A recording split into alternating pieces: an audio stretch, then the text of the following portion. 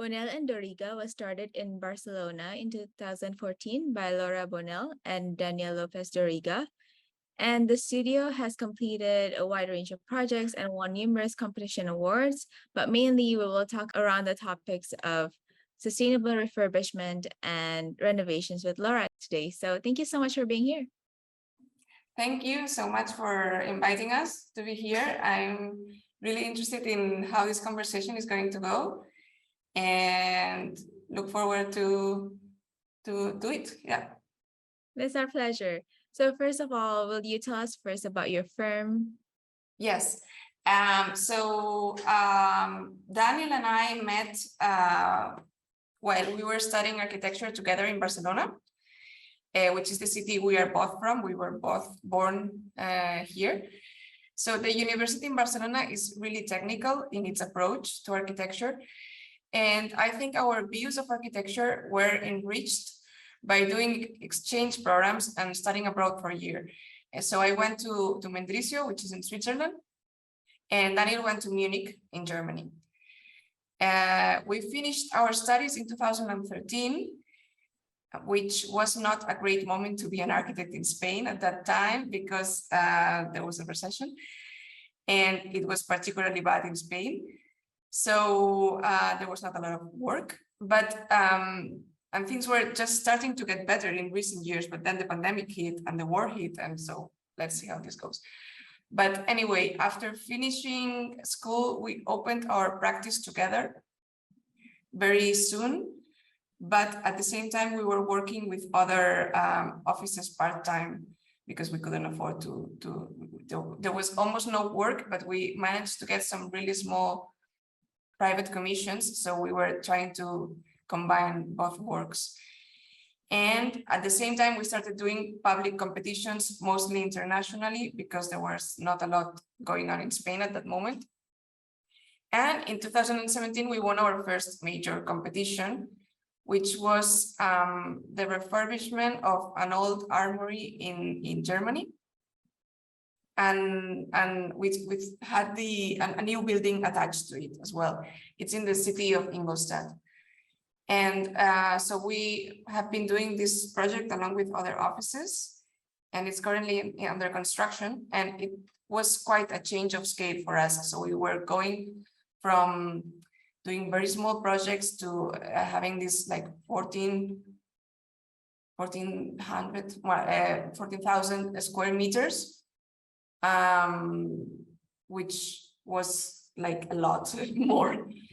And so in the meantime, we have also been really focused on research, particularly around the topic of domestic space. And we started a blog and an Instagram account called A Series of Rooms in 2016, which I think we started it a little bit because we wanted to expand our views and take some time out of the everyday life of the studio. We feel, and this is a feeling that is probably shared by a lot of architects, maybe some that are listening to this, that architecture is a profession that is very pretty from the outside, but that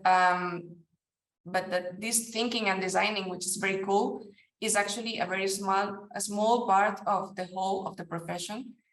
And we think that a lot of time is occupied with paperwork, with emails, with going over budgets, with trying to comply with regulations. And this takes some magic out of the everyday. And for us, this blog, A Series of Rooms, has kind of been a space of reflection and of having some curiosity towards the profession of yearning to learn even out of school.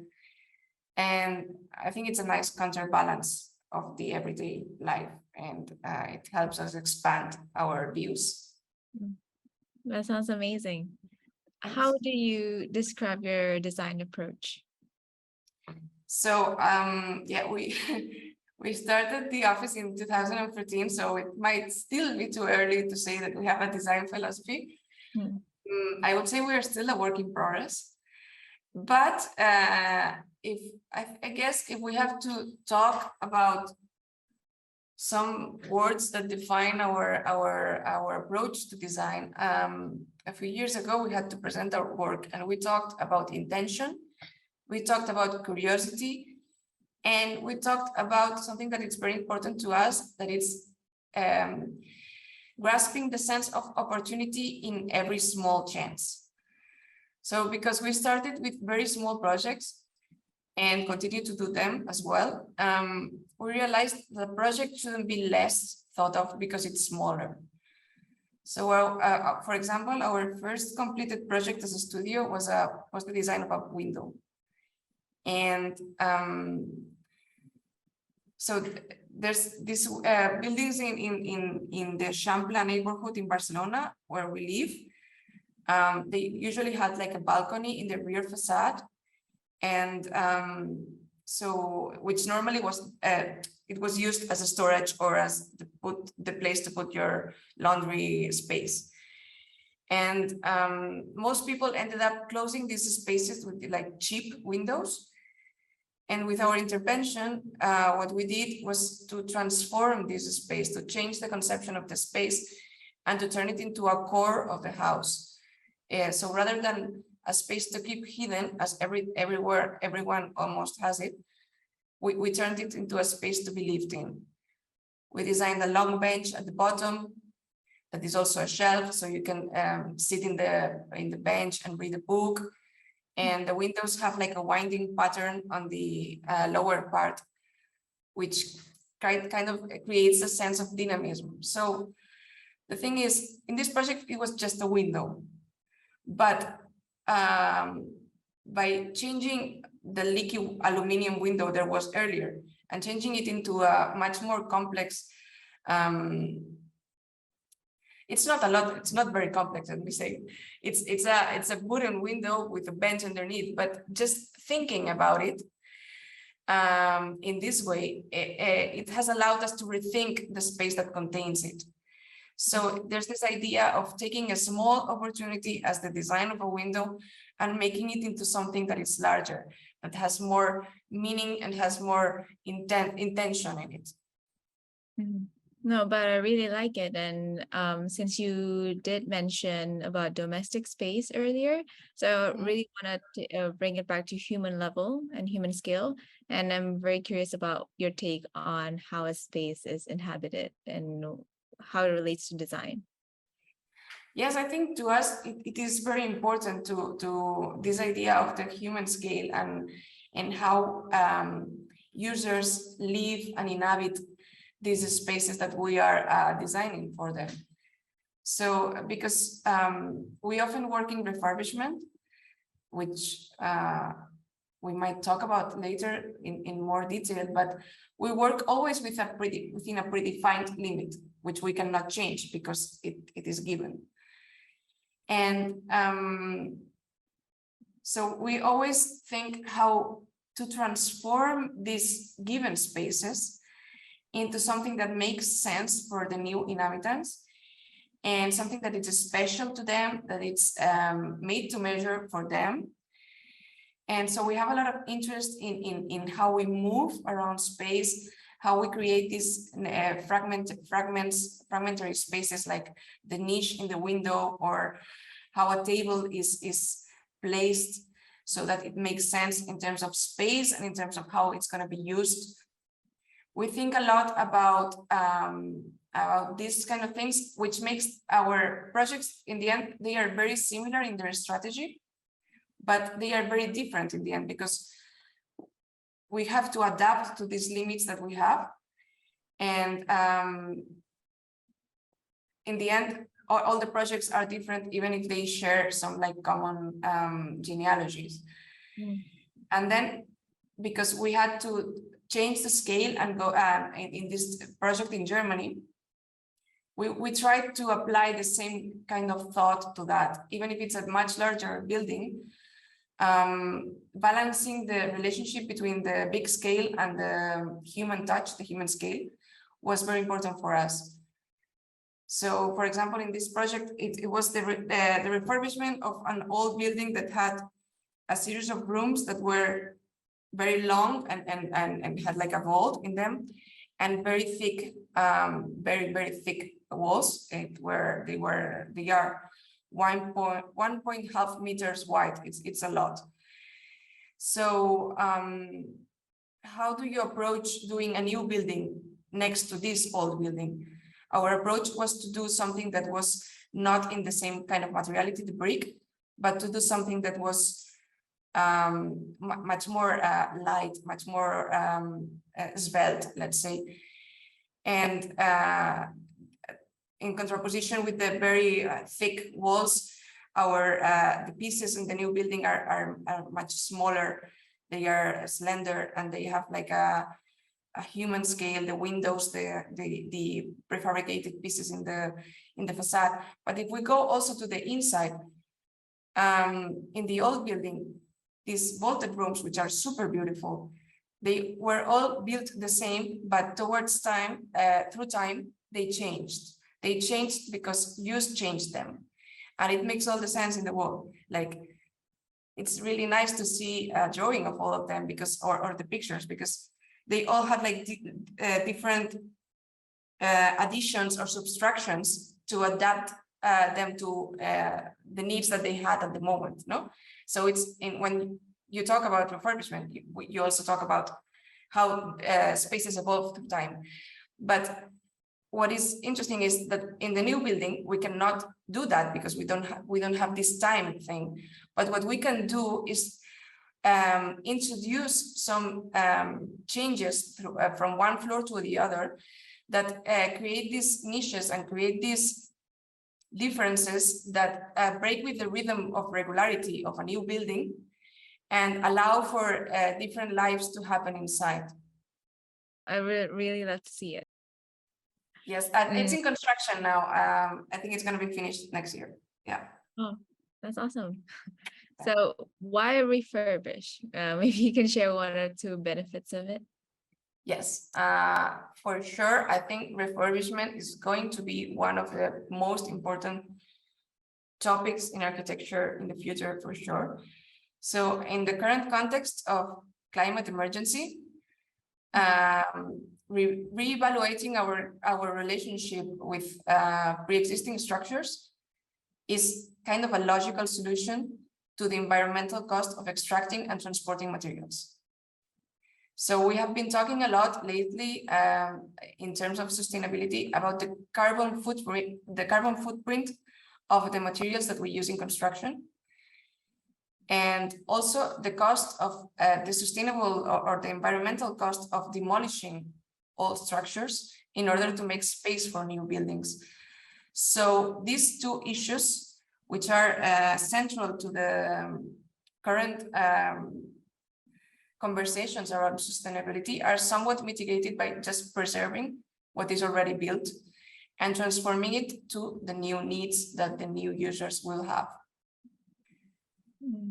This is somewhat at odds with this obsession of the new, that I don't know when you studied architecture how it was, but for us, all the projects that we did in architecture school were new buildings. I don't know if this is the case for you.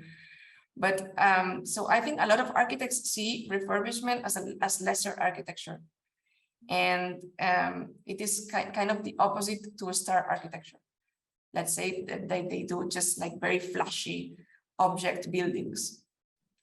So I think this conception is starting to change in these recent years. And I think it's really important because you can do really interesting things just by reusing a structure. And for us, this process of transformation within a defined set of limits is kind of both constricting and liberating also, because the need to center our attention on how the object looks from the outside is erased. You don't need to do that. And instead, you can focus on the inside and how the project is going to be inhabited, which kind of relates to the last question, and which is a really important focus of our work, I think.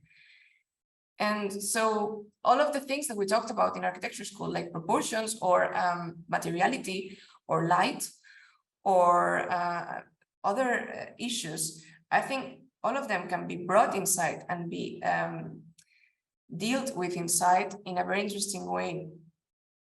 And we have also been lucky to work in landmark architecture especially of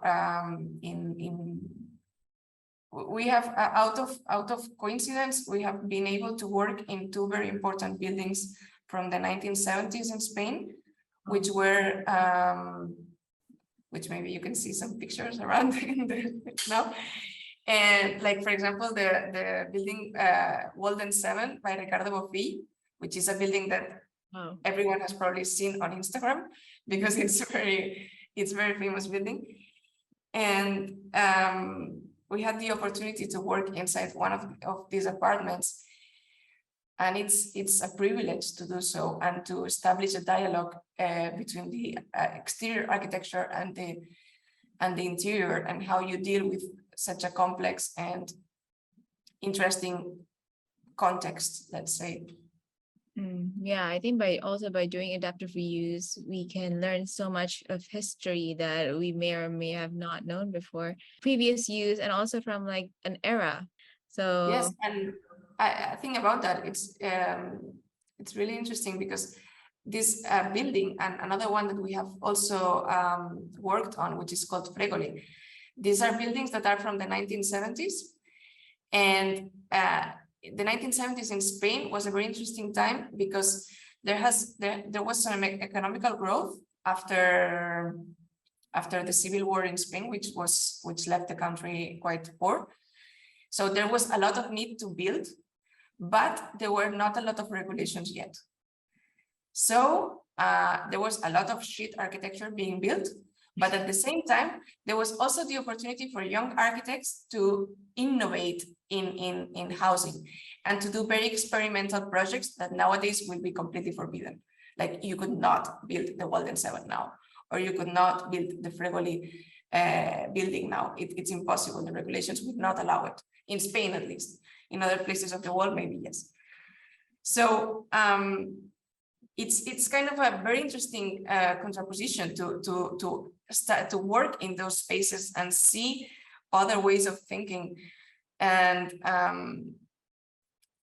yes, it kind of talks, it's not only about the space, but also the history, not only of how these spaces have been lived, but also why were they built like that. I think it's really interesting when you work in refurbishment to be able to make these questions. Yeah. So in your opinion, how should the role of an architect thrive and survive through being considerate in every design and building process? So I think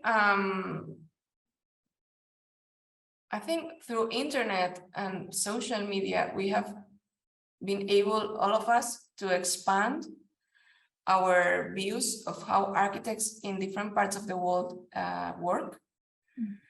I think now you're in Indonesia and you are talking to me, which I'm in Barcelona, and through your fantastic blog, we can learn how different architects around the world think and build.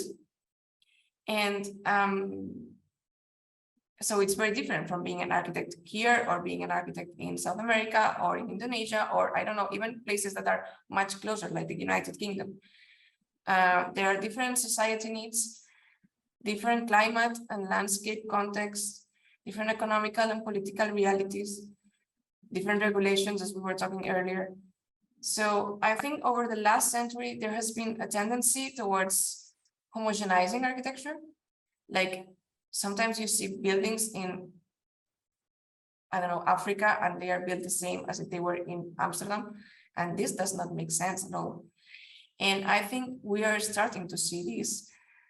We should have seen it earlier, probably, but we are starting to see this. We are starting to see this is wrong. I don't know how to express it correctly, but